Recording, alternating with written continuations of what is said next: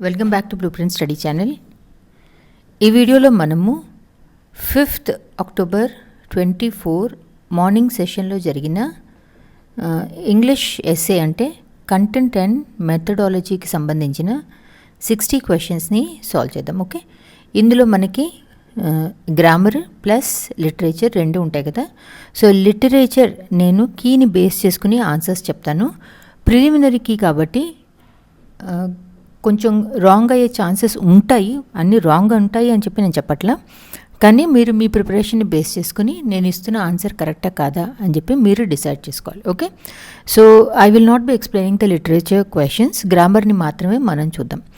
ప్రతి క్వశ్చన్లో కూడా ఎక్కడెక్కడ అవసరమో నేను కొంచెం ఎలాబరేట్ చేసి ఎందుకు చెప్తానంటే, క్వశ్చన్ పేపర్స్ అన్నవి ప్రీవియస్ క్వశ్చన్ పేపర్స్ ఏవి నడుస్తున్నాయో వాటికి సిమిలర్గానే ఇస్తారు.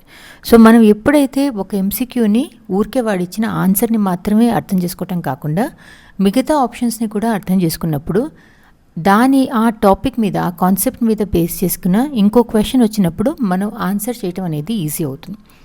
నేను సాల్వ్ చేసిన మాక్ టెస్ట్ పేపర్స్ని ప్లస్ ఈ క్వశ్చన్ పేపర్స్ని మీరు జాగ్రత్తగా మీరు అర్థం చేసుకుని వింటే మాత్రం గ్యారంటీ మీకు ఇంగ్లీష్ 2లో 25 out of 30 తెప్పించుకోవచ్చు. ఓకే, సో ఊరికే ఆన్సర్ చూడటం కాకుండా ఎక్స్ప్లెనేషన్ని వినటం అనేది చాలా important. Let us begin. Question number 1. Identify the phrasal verb that can be used in the blank of the sentence. Phrasal verb మీద అడిగారు first question. They need to dash the old files to make space for new ones. అంటే old ఫైల్స్ని మనం తీసేసినప్పుడే కొత్త వాటిని పెట్టుకునేందుకు place వస్తుంది. They need to dash the old files to make space for new ones. అంటే వాటిని వదిలించుకోవటం అనేది గెట్ రిడ్ ఆఫ్ అంటే వదిలించుకోవటం అని చెప్పి అనమాట అర్థం. So they need to get rid of the old files to make space for new once is the correct answer. Question number 2. To keep her fingers crossed for the job interview, she made me wish before going in. Identify the meaning of keep your fingers crossed. Okay, ఇది చిన్నపిల్లలందరూ కూడా ఏదన్నా జరగాలి అన్నప్పుడు ఈ second ఫింగర్ని middle ఫింగర్ని, four ఫింగర్ని middle ఫింగర్ని ఒకదాని మీద ఒకటి పెట్టి కూర్చుంటారు. అంటే వాళ్ళు అలా పెట్టుకుని కూర్చున్నప్పుడు వాళ్ళు అనుకున్నది జరుగుతుంది అని వాళ్ళ నమ్మకం. దాన్ని మనము కీప్ యువర్ ఫింగర్స్ క్రాస్డ్ అని చెప్పి అంటాం. సో ఇంటర్వ్యూకి వెళ్ళే ముందు to keep her fingers crossed అంటే ఆ ఇంటర్వ్యూలో తను పాస్ అవ్వాలి అని చెప్పి కోరుకోవటం అనమాట. So identify the meaning of keep your fingers crossed అన్నప్పుడు to hope for a positive outcome. Option 1 is the answer. To physically cross your fingers అన్నది కరెక్టే, actually that is what we do. Physically మనము ఒక వేలు మీద ఒక వేలు పెడతాం, కానీ దిస్ ఈజ్ ఈ ఎక్స్ప్రెషన్ మీనింగ్ మాత్రం కీప్ యువర్ ఫింగర్స్ క్రాస్డ్ అంటే అర్థం మాత్రం to hope for a positive outcome is the correct answer. Question number 3. 10 years dash not considered optimum to go on a water slide. Choose the best option that fits the blank. 10 years అన్నది నేను previous వీడియోలో చెప్పా కదా. Yes అని ఉన్నంత మాత్రాన దీన్ని మనం ప్లూరల్గా తీసుకోకూడదు. ఒక టైం ఇది అంతా కలిపి మనము ఒక యూనిట్ కింద తీసుకోవాలి. సో ఒక యూనిట్ అన్నప్పుడు మనకి ఇక్కడ సింగ్యులర్ వర్బ్ రావాలి. Okay, so 10 years is not considered optimum to go on the water slide is the answer. Question number 4. Dictionary skills. Identify the word that would come last in a dictionary section that contains words starting with pro. Okay, so pro అనే దాంతో start అయిన పేజీలో ఇందులో అన్నిటికంటే last ఏది వస్తుంది అని చెప్పి అడుగుతున్నారు. ఓకే, సో లాస్ట్ అన్నప్పుడు మనం ఏం చేయాలి? ప్రో ప్రో ప్రో ప్రో అయిపోయింది కదా. So D C C C C ఇక్కడ సి ఉంది, ఇక్కడ సి ఉంది, ఇక్కడ డి ఉంది, ఇక్కడ ఎఫ్ ఉంది. అంటే అన్నిటికంటే లాస్ట్ ప్రొఫిషియంట్ వస్తుంది. Option 3 is your answer. Question number 5. Select the sentence where the definite article is used before the names of newspapers and magazines. The definite article ante the, okay, ఇక్కడ names of news papers and magazines అని చెప్పేశారు కదా. ఈ 4 ఆప్షన్స్లో మీరు చూస్తే only option 1లో మీకు అసలు న్యూస్ పేపర్ మ్యాగజైన్ పేరు కనిపిస్తుంది, టైమ్స్ ఆఫ్ ఇండియా అని చెప్పి. So option 1 is your answer. Question number 6. ఇప్పటికి మీకు కండిషనల్ సెంటెన్స్ బాగా ప్రాక్టీస్ అయిపోయి ఉంటుందిగా మనం ఇప్పటివరకు చేసిన వీడియోస్ మూలన. Question number 6. Choose the correct type of conditional sentence. If I were a bird I would happily fly around the world. Okay, if I were a bird, is it possible? Can you be a bird? అవ్వలేం కదా. So అవ్వలేము అన్నప్పుడు అంటే ఏంటి? It's a hypothetical situation, it's a imaginary situation, it is a unreal situation. అలా ఎప్పటికీ అవ్వదు. అలా imaginary unreal సిచ్యువేషన్స్ని మనము second conditional అని చెప్పంటాం. జీరో కండిషనల్ అన్నప్పుడు యూనివర్సల్ ట్రూత్స్. ఫస్ట్ కండిషనల్ అంటే రియల్ లైఫ్లో నియర్ ఫ్యూచర్లో జరిగే దాని గురించి. సెకండ్ కండిషనల్ అన్నప్పుడు hypothetical unreal imaginary situation. Third conditional అంటే పాస్ట్లో ఏదైతే జరగలేదో అది జరుగుంటే, నేను చదువుంటే నాకు మార్కులు వచ్చేవి అంటాం కదా. చదవలేదు, మార్కులు రాలేదు, కానీ మనం ఏమంటున్నాం? చదివి ఉంటే అని పాస్ట్లో జరగని దాని గురించి మనం ఇప్పుడు బాధపడుతున్నాం. That will be third conditional. ఇక్కడ if I were a bird అన్నప్పుడు second conditional, because it is a unreal imaginary situation. Question number 7. Identify the best option that fits the blank. Okay, so ఇప్పటి వరకు మనం ఈ type క్వశ్చన్స్లో ఇప్పటి వరకు వచ్చిన question పేపర్లో ఏమో మనకి పాస్ట్ పర్ఫెక్ట్ మీద వచ్చాయి. ఇప్పుడు ఈ క్వశ్చన్ పేపర్లో వీళ్ళు ఫ్యూచర్ ప్యాసివ్ వాయిస్ గురించి అడిగారు. So by the end of the week అని చెప్పి అన్నారు. ఇంతకు ముందు దాకా పేపర్లలో మీరు చూస్తుంటే లాస్ట్ వీక్ లేదా లాస్ట్ మంత్, ఎస్టర్డే అలా అడిగారు, లాస్ట్ మంత్. ఓకే, ఇక్కడ by the end of the week అంటే మనకి ఫ్యూచర్ గురించి అడుగుతున్నారు. ఓకే, సో ఫ్యూచర్ గురించి అడుగుతున్నారు అంటే 4 మీరు చూస్తే యాక్చువల్లీ ఓన్లీ 1 మాత్రమే ఫ్యూచర్ ఉంది. The report will be submitted to the committee by the end of the week if all goes as planned. Question number 8. సఫిక్స్లు ఏ సఫిక్స్ ఏం మీనింగ్ అన్నది కొంచెం ప్రతి పేపర్లోనే అడుగుతున్నారు. సో దీని మీద నేను కొన్ని లిస్ట్ చేసి టెలిగ్రామ్ ఛానల్లో ప్రిఫిక్స్లు సఫిక్స్లు ఏ ప్రిఫిక్స్కి ఏం అర్థం ఉంటుంది అని చెప్పి నేను 2 టేబుల్స్ వేశాను. సో టెలిగ్రామ్ ఛానల్లోకి వెళ్ళి అది డెఫినెట్లీ ఒకసారి చూసుకోండి. ఓకే, అండ్ ఇంకోటి ఏదో ఇచ్చానే, సబార్డినేటింగ్ కంజంక్షన్స్, కోఆర్డినేటింగ్ కంజంక్షన్స్ ఏవైతే మనము simple sentences to compound and complex sentences చేయడానికి వాడతామో వాటి గురించి కూడా క్లారిటీగా ఏ కంజంక్షన్ ఏ రీజన్ కోసం వాడతామని 2 టేబుల్స్ వేసా. అవి మీరు ఒకసారి చూసుకుంటే మీకు రివిజన్కి అవి చాలా యూస్ఫుల్గా ఉంటాయి. Okay, now identify the suffix used to describe somewhat like, అలాంటిది అని చెప్పనమాట. ఓకే, సమ్వాట్ లైక్ అంటే సపోజ్ నేను మీకు childish, he has a childish behaviour or his behaviour was childish అంటే ఏంటి? చైల్డ్ లాగా, లైక్ అ చైల్డ్ అని చెప్పి అర్థం కదా. He behave somewhat like a child అన్న మీనింగ్ వచ్చింది కదా. సో ISH అన్నది మనకి that is the suffix used to describe somewhat like అన్న అర్థం. చైల్డిష్ అన్నాం, లేదా suppose I say something is reddish అంటే సమ్ వాట్ లైక్ రెడ్ అని చెప్పి, or foolish somewhat like a fool అని చెప్పి అర్థం. ITY అనేది దేనికి వాడతాం? To describe a state or quality, దానికి మనము సఫిక్స్ ITY అని చెప్పి యాడ్ చేస్తాం. Like for example ability, ability అంటే ఏంటి? The quality of being able కదా. అలానే మనము రియాలిటీ అంటే the state of being real. అలా diversity, the quality of being variety. Flexibility, the state of being flexible. ఇలా స్టేట్ గురించి చెప్పేది మనకి ITY అని చెప్పి యాడ్ చేస్తాం. YER లేదా ER ఈ 2 ఏదన్నా ఆక్యుపేషన్ కోసం వాడే suffixes like lawyer or teacher, okay, painter or employer or surveyor, ఇవన్నీ కూడా మనకి YER ఆర్ ERతో వస్తాయి. నా 4th one is IST. IST అనేది ఇట్ ఈస్ ఎవరైనా ఏదన్నా ప్రాక్టీస్ చేస్తుంటే, a person who practises or is concern with something ఉంటే IST అని చెప్పి అంటాం. జనరలీ లైక్ అదేదన్నా ప్రొఫెషన్ లాగా అనమాట. లైక్ ఆర్టిస్ట్ IST వచ్చింది కదా, or dentist, okay, scientist test. Okay, so IST అనేది ఏదన్నా ప్రాక్టీస్ చేస్తుంటే ఒక ప్రొఫెషన్ లాగా దానికోసం అని చెప్పి మనం యాడ్ చేసే సఫిక్స్. ఇక్కడ సంవాట్ లైక్ అన్నప్పుడు మనకి ISH is the correct answer. Question number 9. The following dictionary skill helps you understand the origin and historical development of a word. Origin అంటే మనకి ఏం గుర్తుకు రావాలి? Etymology is the correct answer. Question number 10. Reena is more intelligent than Tina. Okay, Reena ఉంది, టీనా ఉంది. ఎవరు ఎక్కువ అంటున్నారు? రీనానే ఎక్కువ. ఓకే, టీనానే రీనా కంటే తక్కువ. Okay, so identify the positive degree అని చెప్పి అంటున్నారు. మోర్ ఇంటెలిజెంట్ అంటే ఏంటి? మోర్ ఇంటెలిజెంట్ అంటే కంపారిటివ్ డిగ్రీ కింద పడింది కదా. సో ఈ నాలుగిట్లో మనం పాజిటివ్ డిగ్రీ కావాలి అంటే మనకి ఎవరితోనూ కంపేర్ చేయకుండా మాట్లాడాలి. ప్లస్ మనకి ఒకళ్ళకంటే ఒకళ్ళు ఎక్కువ తక్కువ అన్నది మళ్ళీ మార్చకుండా మీనింగ్ మారకుండా మనం ఇవ్వగలగాలి కదా. సో టీనా కొంచెం తక్కువ, రీనా కొంచెం ఎక్కువ కదా. సో ఆప్షన్ 1 మీరు చూస్తే Tina is not so intelligent as Reena.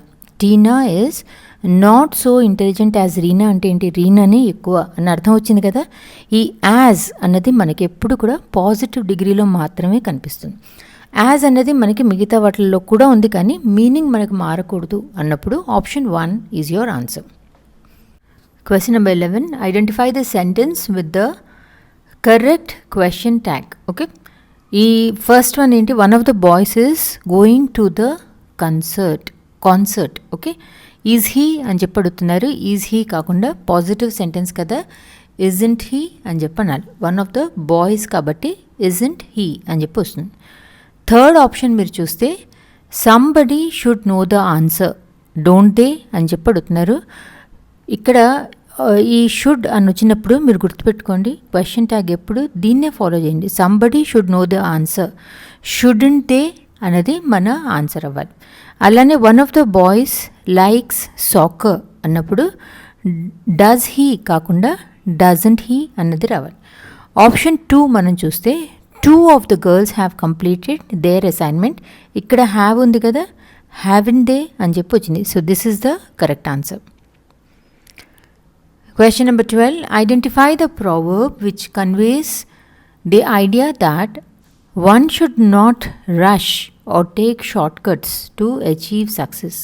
Success కోసం అని చెప్పి షార్ట్ కట్స్ తీసుకోవటము, ఫాస్ట్గా సక్సెస్ వచ్చేయాలి అని చెప్పి అనుకోవద్దు అన్న proverb option 1 haste makes waste is the answer. A bird in the hand is worth 2 in the bush అంటే మన చేతిలో ఉన్న దాని గురించి మనం ఎక్కువ జాగ్రత్త పడాలి, అంతేగాని మన దగ్గర ఉన్నది ష్యూర్గా మన దగ్గర ఉన్నది వదిలేసి అందం దానికోసం అని చెప్పి రిస్క్ తీసుకోవద్దు అని చెప్పి అనమాట. That is it is better to have a sure thing than to risk it for something greater. Third one better safe than sorry అన్నది తెలుసు కదా. It is better to be cautious and not to take risk that could lead us to regret. Fourth one you reap what you sow. మనం ఏం actions చేస్తామో దాని ఆ యాక్షన్స్కి తగ్గ consequences మనకి వస్తాయి. Okay, so you reap what you sow అన్నది ఇక్కడ idea that one should not rush or take short cuts to achieve success అన్నప్పుడు option 1 haste makes waste is the answer.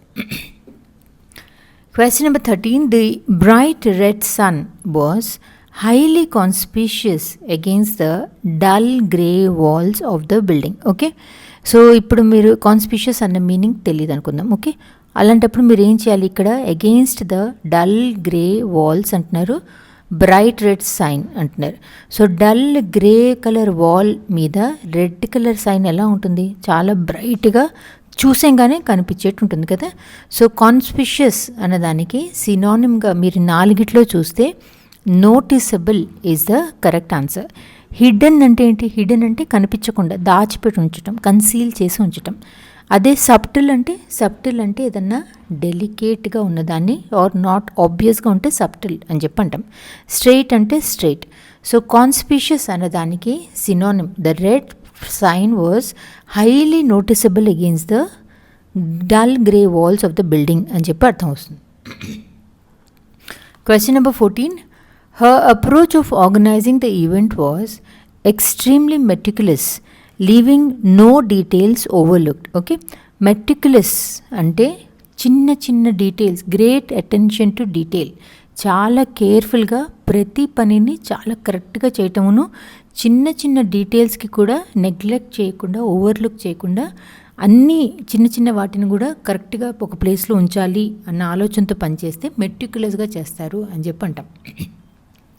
So ఇక్కడ her approach of organizing the event, ఒక event తను చేస్తోంది, was extremely meticulous, leaving no details overlooked అంటే ఏది కూడా వదలకుండా అనమాట. అంటే పోనీలు చిన్నదే కదా వదిలేద్దాం అని కాకుండా చిన్న చిన్న వాటిని కూడా చాలా జాగ్రత్తగా చేసింది.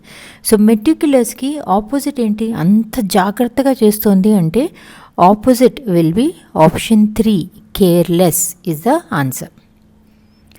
Question number 15, identify the grammatically correct sentence. Option 2 చూడండి, ask him to sit beside me is the correct one. 16th one, Geeta said, I will do the report by Friday for sure. Choose the reported speech of the sentence. Okay, మళ్ళా చదువుతున్నాను. Geeta said, I will do the report by Friday for sure అని చెప్పి అంటాను. Far sure అంటే ఏంటి, మనకి తను ఒక ఎష్యూరెన్స్ ఇస్తుంది ఆర్ మనకి ఒక ప్రామిస్ ఇస్తుంది కదా, ఫ్రైడే కల్లా ఇది నేను పని చేసేస్తాను, రిపోర్ట్ ఇచ్చేస్తానని చెప్పి. సో మన రిపోర్టెడ్ స్పీచ్లో ఎప్పుడైతే ఒక ప్రామిస్ లేదా ఎష్యూరెన్స్ అని ఉంటుందో మనకి, మన రిపోర్టెడ్ స్పీచ్లో కూడా అది మనకి ప్రామిస్డ్ అని చెప్పి రావాలి. ఓకే, ఫార్ ష్యూర్ అన్నది ఒక ఎష్యూరెన్స్ కాబట్టి గీతా ప్రామిస్డ్ అని చెప్పి రాసుకోవాలి. ఓకే, తర్వాత ఇవన్నీ తీసేసి 2 అని చెప్పి రాసుకుని do the report by Friday. Okay, so Geeta promised to do the report by Friday. Geeta promised to do the report by Friday. So option 1 is your answer. Okay, అంతేగాని ఇది అష్యూరెన్స్ లాగా ఉన్నప్పుడు, ప్రామిస్ లాగా ఉన్నప్పుడు మనము సెడ్ అని చెప్పి వాడకూడదు. So option 1 is your answer. Question number 17, identify the first step in crafting a compelling and natural sounding conversation. Okay, ఒక స్టోరీ రాస్తున్నాం. ఓకే, ఆ స్టోరీ రాస్తున్నప్పుడు మనము క్యారెక్టర్స్ మధ్యలో ఏవైతే డైలాగులు నడుస్తాయో అవి కరెక్ట్గా న్యాచురల్గా అనిపించాలి వినేవాళ్ళకి కదా. న్యాచురల్గా అనిపించినప్పుడు మనకి ఇదేంటి ఇలా ఉందని చెప్పి అనిపిస్తుంది. సో దానికి మనకు తీసుకోవాల్సిన ఫస్ట్ స్టెప్ ఏంటి, అసలు మనం ఏదైతే స్టోరీ రాస్తున్నామో అందులో ఏం క్యారెక్టర్స్ ఉంటాయి అన్నది మనం చూడాలి. ఆ క్యారెక్టర్ నేచర్ ఏంటి, పాజిటివ్ ఏంటి, నెగటివ్ ఏంటి, ఏ సిచ్యువేషన్లో ఎలా బిహేవ్ చేస్తారు, ఇవన్నీ తెలిస్తే కదా మనము ఒక సీన్లో ఒక క్యారెక్టర్ ఏం మాట్లాడుతుంది అన్నది ఎలా డిసైడ్ చేస్తాం. సో మన first step in crafting a compelling and natural sounding conversation, characters మధ్యలో కాన్వర్జేషన్ ఎలా ఉండాలి అన్నది తెలుసుకోవటానికి ఫస్ట్ మనము ఆ క్యారెక్టర్స్ని మనము అర్థం చేసుకోవాలి. So understanding your characters is the first step. Question number 18, the lead of a news report includes the following. Okay, the conclusion of the story, background context and supporting information, the most critical information, the who, what, when, where, why and how, quotes from multiple sources. Okay, so lead of a news report లో మనకి the most critical information, ఎవరు, ఏమిటి, ఏమి, ఎప్పుడు, ఎక్కడ, ఇవన్నీ ఉన్నది వాడిని మనం లీడ్ అని చెప్పి అంటాం. లైక్ ఫర్ ఎగ్జాంపుల్ ముంబైలో మనకి భారీ వర్షాలు పడ్డాయి. ఓకే, సో న్యూస్ పేపర్లో వాళ్ళు ఏం రాస్తారు, ముంబైలో సోమవారం సంభవించిన భారీ వర్షాల్లో నగరంలోని అనేక ప్రాంతాల్లో వరదలు వచ్చాయి, దాదాపు 5,000 మంది ప్రజలు బ్లాబ్లాబ్లా బ్లాబ్లాబ్లా అన్నీ రాసి, అలాగే అధికారులు తాత్కాలిక నివాసాలు ఏర్పాటు చేశారు అని చెప్పి అంటారు. ఓకే, సో దీన్ని మనం లీడ్ అని చెప్పి అంటాం. ఈ ఒక్క పారాగ్రాఫ్ చదివేసరికి మనకి ఎవరు చేశారు అంటే అధికారులు చేశారు, అసలు ఏం జరిగింది, వాట్ హ్యాపెన్ అంటే భారీ వర్షాలు పడ్డాయి, ఎప్పుడు జరిగింది అంటే సోమవారం నాడు, ఎక్కడ జరిగింది, ముంబైలో జరిగింది, ఎందుకు జరిగింది, ఎందుకంటే అక్కడ వరదలు వచ్చాయి కాబట్టి, అలా ఇలా మనకి డీటెయిల్స్ అంతా కూడా ఆ లీడ్లోంచి వస్తుంది. Okay, so option 3 is your answer.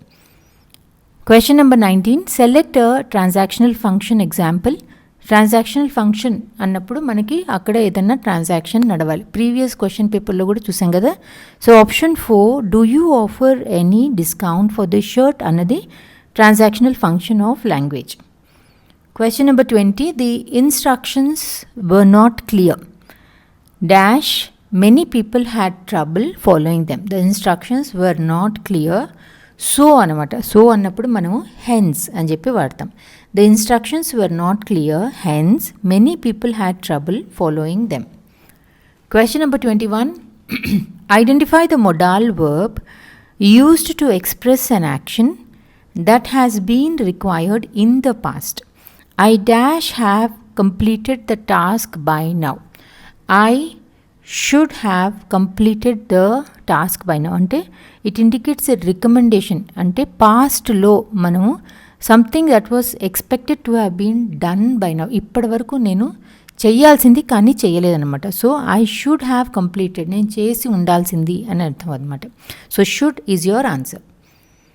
Question number 22.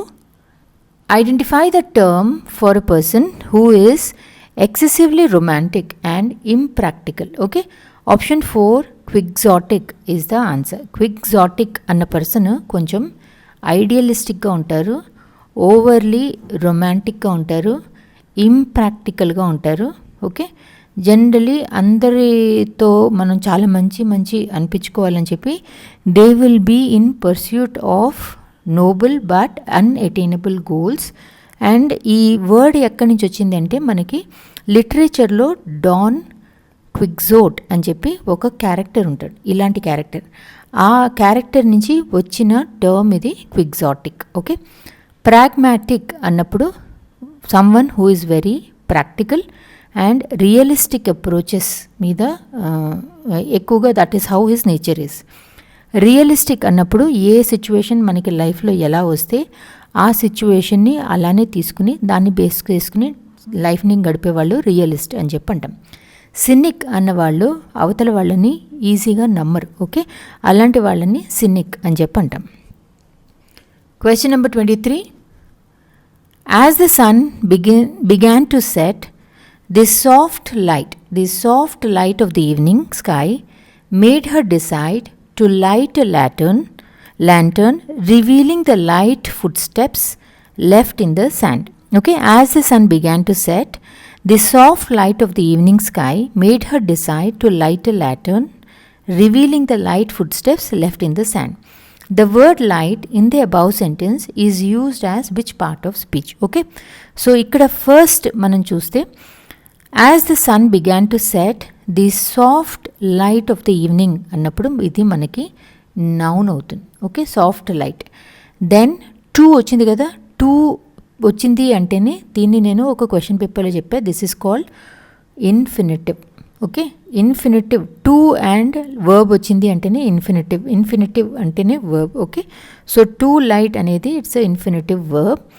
Revealing the light foot steps అనేది మనకి నౌన్ అయింది. ఎలాంటి foot steps? Light foot steps అంటున్నాం కదా, సో లైట్ అనేది ఇక్కడ మనకి అడ్జెక్టివ్ అయింది. So first the noun, second the verb, third ఇది అడ్జెక్టివ్. ఎక్కడుంది? First the noun, second the verb, third the adjective. Option 1 is your answer. Question number 24. Identify the sentence in which the word book is used as a noun. Okay, ఏదన్నా మనం ticket book చేసుకోవటం అంటేమో verb అయింది, అది action అయింది. పుస్తకం అంటే మాత్రం మనకు అది నౌన్ అయింది కదా. సో ఈ 4 మనం చూస్తే టు బుక్ అంటే ఇంతకు ముందు ఎంసీక్యూలో ఏమని చెప్పా, దిస్ ఈజ్ అ ఇన్ఫినిటివ్ అంటే ఇది వర్బ్ అనమాట. ఓకే, విల్ బుక్ అన్నది ఇక్కడ విల్ అంటే ఫ్యూచర్ టెన్స్ అంటే ఏంటి? టెన్స్ వచ్చింది. టెన్స్ వచ్చిందంటే ఏంటి? ఇది వర్బ్ అని చెప్పి అర్థం. అందుకని చెప్పి ఆటోమేటిక్గా ఆప్షన్ 4 చదవదాం. No book is found on the table, ఏ పుస్తకము లేదు అంటున్నారు. సో మనము నౌన్ అడుగుతున్నాం కాబట్టి option 3 is your answer. Question number 25. She did not study hard enough and because of that she did not pass the exam. సరిగ్గా చదవలేదు, pass అవ్వలేదు. Okay, identify the meaning of the sentence above. If she had studied hard enough she would have pass the exam. చదవలేదు, pass అవ్వలేదు అంటే ఏంటి? చదువు ఉంటే pass అయ్యి ఉండొచ్చు కదా. సో ఈ 4 మనం చూస్తే మాత్రం option 1 is the correct answer. 26. Identify the example of a complex sentence. Previous 3-4 వీడియోస్లో ఇట్లాంటి క్వశ్చన్ అడగట్లేదు అన్నాను కదా, విన్నట్టున్నాడు, ఇచ్చాడు. Identify the example of a complex sentence. So ఈ కాంప్లెక్స్ సెంటెన్స్లో మనం ఏం కావాలి, మనకి ఆప్షన్, మన స్ట్రక్చర్ ఏంటి కాంప్లెక్స్ సెంటెన్స్కి? ఒక ఇండిపెండెంట్ క్లాజ్ ఉండాలి, okay, and one dependent clause ఉండాలి, ప్లస్ ఒక సబార్డినేటింగ్ కంజంక్షన్స్ కదా. సో ఇక్కడ మనం చూస్తే she reads books and he writes books అనేవి రెండు క్లాజెస్. సో మనకి ఆప్షన్ 1లో మనం చూస్తే రెండు కూడా ఇండిపెండెంట్ క్లాజెస్, అందుకని అండ్ వచ్చింది కాబట్టి this is a compound sentence. రెండో దాంట్లో చూస్తే మాత్రం she reads books because she love stories. ఎందుకు చదువుతుంది? ఎందుకంటే తనకి స్టోరీస్ ఇష్టం కాబట్టి అని మనం ఒక ఇండిపెండెంట్ క్లాజ్ అండ్ ఒక డిపెండెంట్ క్లాజ్ ఇచ్చాం కాబట్టి ఇది మనకి ఒక కాంప్లెక్స్ సెంటెన్స్ అయింది. Third one, she reads books every day అనేది సింగిల్ క్లాజ్ కాబట్టి this is a simple sentence. నాలుగోది she writes books and reads them అనేది ఇది ఒక క్లాజ్ అయింది, షీ రీడ్స్ దెమ్ అనేది ఇంకో ఇండిపెండెంట్ క్లాజ్ అయింది, ఎండ్ ఉంది కాబట్టి this is a compound sentence. Okay, so identify the complex sentence అన్నప్పుడు option 2 is your answer. Question number 27, identify the phrase that refers to pitch in phonetics. Pitch అన్నప్పుడు frequency అనేది గుర్తుపెట్టుకోండి. Okay, the frequency of a సౌండ్ని మనము pitch అని చెప్పి అంటాం. So frequency high ఉంటే హై పిచ్ అని చెప్పి, ఫ్రీక్వెన్సీ లో ఉంటే లో పిచ్ అని చెప్పి అంటాం. లౌడ్నెస్ అన్నప్పుడు యాంప్లిట్యూడ్ అన్నది గుర్తుపెట్టుకోండి. Question number 28, identify the term that describes a sound that is produced by touching the lower lip to the upper teeth. కింద పెదాన్ని పైన పళ్ళకి టచ్ చేస్తూ, ఓకే, దాన్ని labio dental sound. Option 2 is your answer. Generally మనము F sound చేసిన, వి sound చేసిన, like fan, leaf, van, leave ఇలాంటి words మనం పలకటానికి ట్రై చేసినప్పుడు మన లోవర్ లిప్ వెళ్ళి పైన పెదాలకి టచ్ అవుతుంది. అలా దాన్ని లాబియో డెంటల్ సౌండ్ అని చెప్పి అంటాం. లాటరల్ కాన్సనెంట్ సౌండ్ అన్నప్పుడు సపోజ్ మనం లైట్ అని చెప్పి చదివిన ఆర్ బాల్ అని చెప్పి పలికిన, ఓకే, మన నాలిక పక్క నుంచి రెండు పక్కల నుంచి గాలి బయటికి వెళ్తుంది, air flowing around the sides of the tongue, దాన్ని మనము లాటరల్ కాన్సనెంట్ అని చెప్పి అంటాం. ప్లోసివ్ అంటే గాలిని ఫస్ట్ మనము ఆపి ఆ తర్వాత దాన్ని సడన్గా రిలీజ్ చేస్తాం. Obstructing air flow followed by a sudden release, like P సౌండ్కి బీ సౌండ్కి మనకు వస్తుంది కదా, లైక్ బ్యాట్ అంటాం, లేదా క్యాబ్ ఆర్ ప్యాట్, క్యాప్, ఇలాంటి వాటిలలో గాలిని ఫస్ట్ మనము ఆపి ఆబ్స్ట్రక్ట్ చేసి తర్వాత దాన్ని సడన్గా రిలీజ్ చేస్తే ప్లోసివ్ అని చెప్పనాలి. గ్లోటల్ స్టాప్ అన్నప్పుడు ఒక్కొక్కసారి మనం వోకల్ ట్రాక్లో గాలిని ఆపుంచుతాం. జనరల్లీ ఇది కాన్సనెంట్ సౌండ్స్కి వినిపిస్తుంది. ఒక సౌండ్ నేను చెప్తా, లైక్ అని చెప్పి అని చూడండి, ఓకే, ఈ మధ్యలో ఏదైతే గ్యాప్ ఉందో ఆ టైంలో మీ వోకల్ ట్రాక్లో అంటే గొంతులో గాలిని మనం ఆపేసి ఉంచుతాం, దాన్ని మనము గ్లోటల్ స్టాప్ అని చెప్పి అంటాం. క్వశ్చన్ నెంబర్ 29 and 30 రెండు మనకి ప్యాసేజీకి సంబంధించింది. The ancient oak stood silent witness to centuries of change అంటే చాలా పాత చెట్టు, ఎన్నో సెంచరీస్ నుంచి ఉంది. Its gnarled branches though weathered by countless storms continue to reach skyward అంటే అంత పాతదైనా కూడా ఎన్ని స్టార్మ్స్ వచ్చినా కూడా ఇవి వచ్చినా కూడా అది ఇంకా కూడా ఎత్తు పెరుగుతూనే ఉంది. బిన్నీత్ ఇట్స్ ఎక్స్పాన్సివ్ క్యానపీ అంటే ఏంటి, ఒక చెట్టు ఎంత విస్తృతంగా పెరుగుతుందో దీన్ని మనం క్యానపీ అని చెప్పి అంటాం. So beneath its expansive canopy, the forest floor remained a mosaic of shifting shadows and light. Yet, despite its enduring presence, the oak's fate hung precariously in the balance. Okay, so the primary focus of the passage is on option 2, the passage of time and the oak tree's endurance. Rendo question, in the passage, the oak tree is described as an ancient and weathered tree. Weathered ante chala old tree. Question number 31 నుంచి literature questions. Choose the insignificant change in the lawyer's perspective during his time in solitary confinement the bet అన్న లెసన్లోంచిది. Option 2 he grows to believe that material wealth is worthless and renounces the prize money is your answer. Question number 32. Choose the type of irony that is present when bureaucratic process in the engine trouble leads to humorous and ineffective outcomes. Annapudu option 3 situational irony is the answer. Question number 33. Identify the character who becomes romantically involved with Miss Prism by the end of the play in The Importance of Being Earnest Low. Option 1 Canon Chasuble. Question number 34. Choose the thematic significance of the character's use of false identities in the play The Importance of Being Earnest Low. Option 2 it underscores the absurdity of societal expectations and norms is the answer. Question number 35. Identify the role of Fest in the play's commentary on social dynamics from 12th Night Law. Option 2. He provides comic relief and insightful observations through his foolery is the answer. Question number 36. Choose the primary source of conflict between Olivia and Viola in the play 12th Night. Okay. Option 1 a misunderstanding about Cesareo's true identity is the answer. 37. Choose the theme explored through the trial of Tom Robinson in To Kill a Mockingbird. Option 4 racial injustice and prejudice.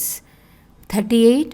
Identify the perspective from which the novel To Kill a Mockingbird is narrated. Annapudu option 4 first person perspective of Scout Finch. Question number 39. Choose the theme that Animal Farm primarily explores through the rise of the pigs. Annapudu option 4 the cycle of oppression and corruption. Question number 40. Choose the outcome of the animals' rebellion in Animal Farm. Option 4 their new leaders become indistinguishable from the old oppressors is the answer. Question number 41. Identify Bacon's warning about the consequences of excessive study from Off Studies Law. Option 2 it results in ineffective practical affairs. Question number 42. Identify the role of leadership in nation building according to Rajagopalachari from What Makes a Nation. Option 4 effective leadership provides clear vision and inspires citizens. Question number 43. Choose the literary genre that parodies the epic form by applying its grand style to trivial subjects. Trivial అంటే చాలా చిన్న చిన్న not so important topics అనమాట. So అలాంటి topics తీసుకుని దాన్ని బాగా expand చేస్తే మనము మాక్ ఎపిక్ అని చెప్పి అంటాం. సో మాక్ ఎపిక్ అనే లిటరరీ జానర్లో మనకి గ్రాండ్ స్టైల్ ఉంటుంది, టాపిక్స్ ఏమో చాలా పెట్టి టాపిక్స్ తీసుకుని చేస్తాయి. Question number 44. Choose the structure of the poem where the mind is without fear. Where the mind is without fear అంటే రవీంద్రనాథ్ ఠాగూర్స్ పోయమ్. దీని structure of the poem is free verse. Okay, free verse అన్నప్పుడు specific rhyme scheme, rhythm ఇట్లాంటివి ఏమి ఉండవు. దీన్ని మనం natural flow of thoughts, ideas వాటిని మనం ఫ్రీ వర్స్లో రాస్తాం. లైక్ ఇప్పుడు నేను ఒక పోయం రాస్తే that will be free verse అనమాట. సానెట్ అంటే ఏంటి? సానెట్ అనేది it is a 14 line poem. దీనికి ఒక స్పెసిఫిక్ రైమ్ స్కీమ్ ఉంటుంది, మీటర్ ఉంటుంది. Third one is limerick. Limerick అనేది generally it is a humorous poem, 5 line humorous poem. దీనికి ఒక స్పెసిఫిక్ రిథమ్ రైమ్ స్కీమ్ ఉంటుంది. దీనికి ఉండే rhyme scheme AABBA. Okay. Haiku అనేది it is a traditional Japanese form of poetry. ఇందులో 3 lines ఉంటాయి with a syllable pattern of 5, 7, 5. Question number 45. Identify the main theme of Wordsworth's poem A Slumber Did My Spirit Seal అన్నప్పుడు Option 3, death and immortality is the answer. Question number 46. Identify the ability to understand and share the feelings of another person, often evoked in literature to create emotional connections. Okay, మనం ఒక story చదువుతున్నా, ఒక novel చదువుతున్నా, ఆ స్టోరీలో మనని మనం చూసుకుంటాం. అప్పుడే మనం ఆ స్టోరీతో మనకి కనెక్షన్ అనిపిస్తుంది. అలాంటి పుస్తకాలే మనకి నచ్చుతాయి. ఓకే, సో ఇలా మనము ఆ నవలలో ఏదైతే క్యారెక్టర్ ఉంటుందో ఆ క్యారెక్టర్ ఏం ఫీల్ అవుతోంది అన్నది మన ఫీలింగ్ లాగా అనిపిస్తుంది. అంటే వాళ్ళ బాధని మనము అర్థం చేసుకోగలుగుతాం. దాన్ని మనము ఎంపతి అని చెప్పంటాం. సింపతి అంటే ఏంటి? సింపతి అంటే ఊరికే అవతల వాళ్ళ మీద మనం జాలి పట్టాం అంతే. ఓకే, ఎంపతి అంటే మాత్రం ఆల్మోస్ట్ లైక్ మనం వాళ్ళ ప్లేస్లో మనం నుంచుని ఉన్నట్టు మనకు అనిపిస్తుంది. అలాంటి ఫీలింగ్ని మనం ఎంపతి అని చెప్పంటాం. దాన్ని లిటరేచర్లో వాడినప్పుడే మనకి ఆ స్టోరీ మనకి ఇంట్రెస్టింగ్గా కనెక్టింగ్గా అనిపిస్తుంది. Question number 47. Choose the type of drama that emphasizes exaggerated, improbable situations and relies heavily on physical humor అన్నప్పుడు option 3, farce. Question number 48. Identify the poetic form with a strict pattern of 19 lines including 5 tercets and a quatrain with a specific rhyme scheme and repeating lines అన్నప్పుడు villanelle is the answer. So free verse అంటే చూసాం కదా, మనం ఏ rhyme scheme లేకుండా మన థాట్స్ని ఒక poem లాగా రాయటం. విల్లానెల్లి అన్నప్పుడు అందులో 19 లైన్స్ ఉంటాయి. దాని స్ట్రక్చర్ ఏమో 5 టెర్సెట్స్ ఉంటాయి. టర్ అంటే 3 కదా, సో 3 లైన్ స్టాన్జర్స్ని మనము టెర్సెట్స్ అని చెప్పి అంటాం. సో 3 లైన్ స్టాన్జర్స్ 5 ఉంటాయి. క్వాట్రెయిన్ అంటే 4 line stanza. Okay, rhyming scheme ఏమో దీంట్లో మనకి ABA అని చెప్పి కనిపిస్తుంది. సెస్టినా అనే దాంట్లో మనకి 6 స్టాన్జాస్ ఉంటాయి.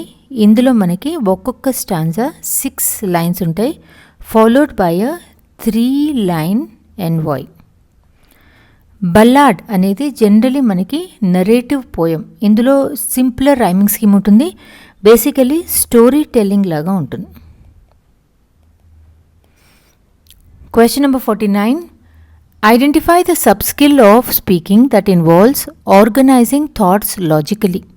ఓకే, థాట్స్ని మనము ఆర్గనైజ్ చేసుకుని దాని తర్వాత మనము మాట్లాడటాన్ని మనము కోహరెన్స్ కింద తీసుకుంటాం. కోహరెన్స్ అంటే మన ఆలోచనలు ఏవైతే ఉంటాయో వాటిని మనం ఒక లాజికల్ వేలో ఆర్గనైజ్ చేసుకుంటాం, సో దట్ మనం మాట్లాడినప్పుడు అవతల వాళ్ళకి లాజికల్గా క్లియర్గా అర్థం కావాలని చెప్పి. గ్రామర్ అంటే ఏంటి? గ్రామర్ అంటే మనకి సబ్జెక్ట్ లాంగ్వేజ్లో ఉన్న రూల్స్ కిందకు వస్తుంది. వొకాబులరీ అంటే ఏంటి? మనకి ఎన్ని వర్డ్స్ వచ్చు, the range of words a person నోస్ని మనము వొకాబులరీ అని చెప్పి అంటాం. ఆర్టికులేషన్ అంటే ఒక వర్డ్ని మనం క్లారిటీతో ప్రొనౌన్స్ చేయటాన్ని మనం ఆర్టికులేషన్ అని చెప్పి అంటాం. Question number 50.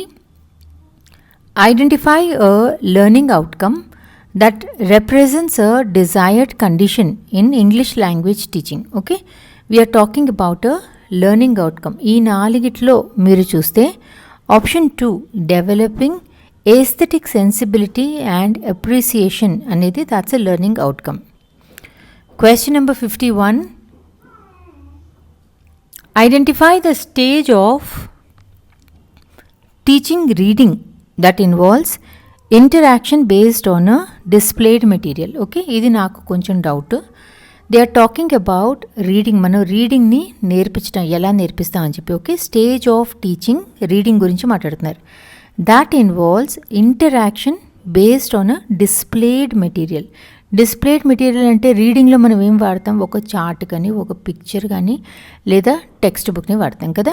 సో ప్రీ రీడింగ్లో మనం ఏం చేస్తాం? మనం pre reading involves activities and strategies. ఎందులో అయితే ప్రయర్ నాలెడ్జ్ని మనం టెస్ట్ చేసి అండ్ యాక్చువల్లీ ఏం చదువుతాము అన్నది ఒక బేస్ ప్రిపేర్ చేస్తాం కదా, దాన్ని మనము ప్రీ రీడింగ్ అని చెప్పి అంటాం. వైల్ రీడింగ్ అన్న దాంట్లో యాక్టివ్ ఎంగేజ్మెంట్ నడుస్తుంది. అంటే పిల్లలకి మనం ఒక టెక్స్ట్ కానీ, లేదా ఒక చార్ట్ కానీ, ఒక పిక్చర్ కానీ చూపించి దాని ద్వారా మనము రీడింగ్ అండర్స్టాండింగ్ని మనం ఎంకరేజ్ చేస్తాం. పోస్ట్ రీడింగ్ అంటే ఏంటి? పోస్ట్ రీడింగ్ అంటే మనం ఏదైతే చదివామో దాని మీద రిఫ్లెక్షన్ లేదా డిస్కషన్ ఆర్ దాని మీద బేస్ చేసుకుని యాక్టివిటీస్ని చేస్తాం. ట్రాన్సాక్షనల్ రీడింగ్ అనేది మనకి స్టేజెస్ ఆఫ్ రీడింగ్లో రాదు. ఓకే, ఇప్పుడు ఆన్సర్ కీలో ఈ క్వశ్చన్కి ఆన్సర్ ప్రీ రీడింగ్ అని చెప్పి ఇచ్చారు, కానీ నాకేమో అనిపిస్తోంది it has to be while reading. Okay, so మీకేమనిపిస్తోంది అనేది మీరు కామెంట్ బాక్స్లో రాసి నాకు చెప్పండి. Question number 52. The following involves guessing the meaning of unknown words or phrases. Focused listening, sub-skills of listening, appreciative listening, techniques for teaching speaking. Okay. Unknown words and ఫ్రేజెస్ని మనం ఎప్పుడు గెస్ చేస్తాం? మనం విన్నప్పుడు కదా. సబ్స్కిల్స్ ఆఫ్ లిసనింగ్లో మనకి ఒక సబ్స్కిల్ ఉంటుంది, ఇన్ఫరింగ్ మీనింగ్ అని చెప్పి. అంటే ఏదన్నా కాంప్రహెన్షన్ నుంచి ఆ కాంటెక్స్లో ఏదైతే మనకి క్లూ లాగా దొరుకుతుందో దాన్ని బేస్ చేసుకుని మనము ఆ వర్డ్ మీనింగ్ ఏంటి అన్నది గెస్ చేయడానికి ట్రై చేస్తాం. సపోజ్ నేను ఒక ప్యాసేజ్ చదువుతున్నప్పుడు ద క్యాట్ స్కరీడ్ అవే అని చెప్పి చదువుతా. ఓకే, ఆ స్కరీడ్ అంటే ఏంటో మనం లైఫ్లో ఎప్పుడు వినలేదు అనుకుందాం. ఓకే, ద క్యాట్ స్కరీడ్ అవే అన్నప్పుడు మనం గెస్ అయితే చేయొచ్చు కదా, అది సర్ అని వెళ్ళిపోయింది పరిగెత్తుకుంటూ అని చెప్పి. అలా మనం గెస్ చేయటం గురించి మాట్లాడుతున్నారు. Okay, so the following involves guessing the meaning of unknown words of phrases అన్నప్పుడు ఆప్షన్ 2 సబ్స్కిల్స్ ఆఫ్ లిసనింగ్లో వస్తుంది. సబ్స్కిల్స్ ఆఫ్ లిసనింగ్లో మీకు చాలా ఉంటాయి. Inferring the meaning or listening for the main ideas or recognizing ఆ టోన్ ఏంటి, ఎమోషన్ ఏంటి, ఏది ఫ్యాక్ట్ ఏది ఒపీనియన్, ఆర్ విన్నదాన్ని బట్టి మనం ప్రిడిక్ట్ చేయగలటం, విన్నదాన్ని మనం సమ్మరైజ్ చేయటం, ఇవన్నీ మనకి సబ్స్కిల్స్ ఆఫ్ లిసనింగ్ కిందకు వస్తాయి. Identify a component of the skill of probing questions. Okay, question number 53. Prompting, guessing, ignoring, assuming. Okay, so identify a component of the skill of probing questions అన్నప్పుడు prompting is the correct answer. Prompting అంటే ఏంటి? మనం ఇంకో వాళ్ళు ఏదన్నా question అడిగినప్పుడు మనం వాళ్ళకి ఇంకో క్లూ లాగా మనం ఇచ్చినప్పుడు, మనం ప్రాంప్ట్ చేసినప్పుడు పిల్లలు దాని ద్వారా వాళ్ళు ఇంకొంచెం అర్థం చేసుకోవడానికి ట్రై చేస్తారు. Because it encourages deeper responses and డిస్కషన్కి ఒక దారి చూపిస్తుంది. So prompting is the correct answer. Question number 54. Identify the activity to develop reading skills that involves interpreting pictures, maps and graphs. Okay, pictures, maps, graphs అనేవి మన కళ్ళకి కనిపిస్తాయి కదా, అందుకని visual reading is the answer. Question number 55.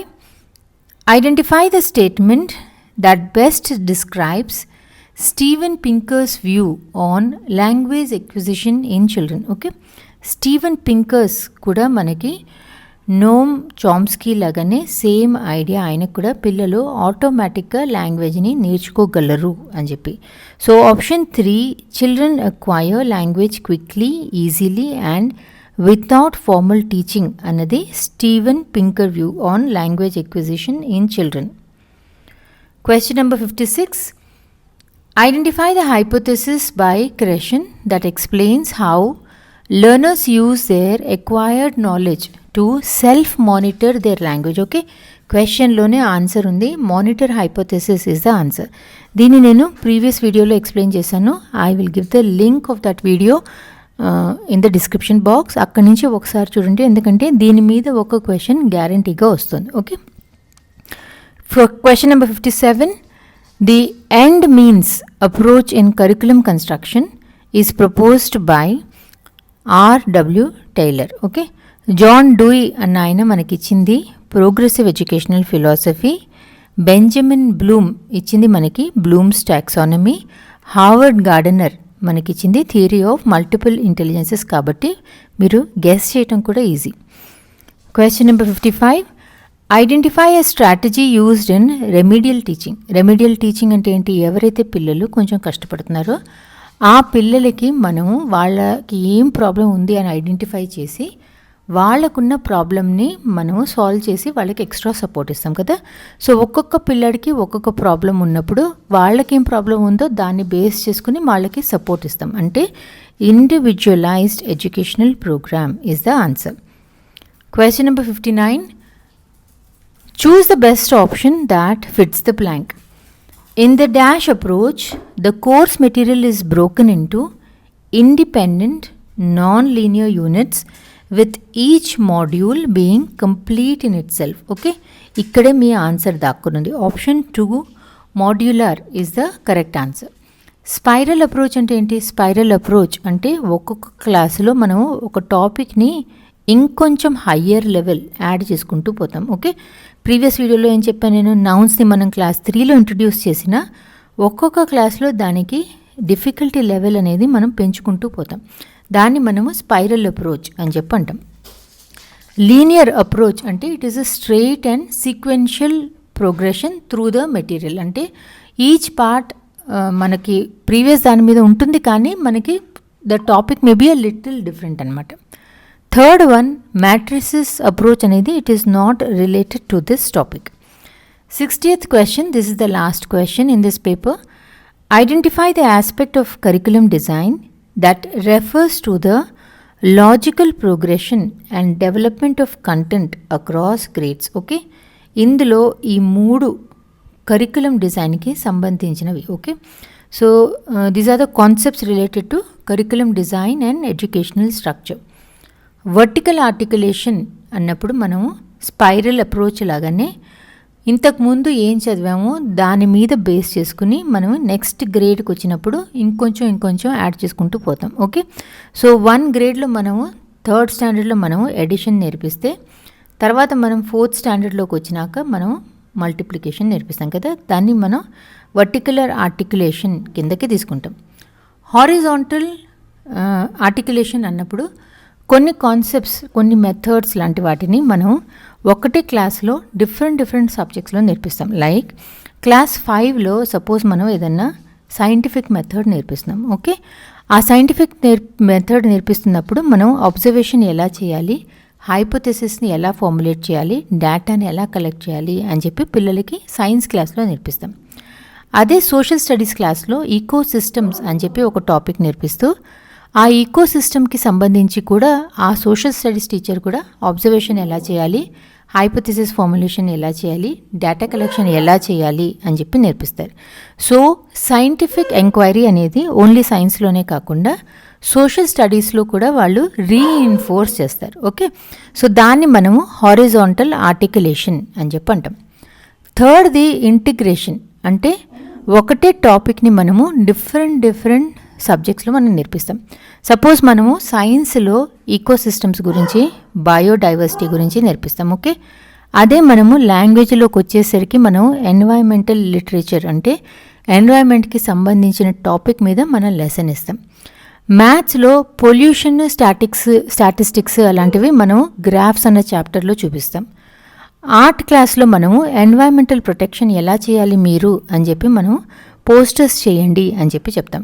దాన్ని మనము integration అని చెప్పి అంటాం. ఓకే, సో ఇక్కడ logical progression and development across grades అని చెప్పి అంటున్నారు కాబట్టి option 1 vertical articulation is the answer.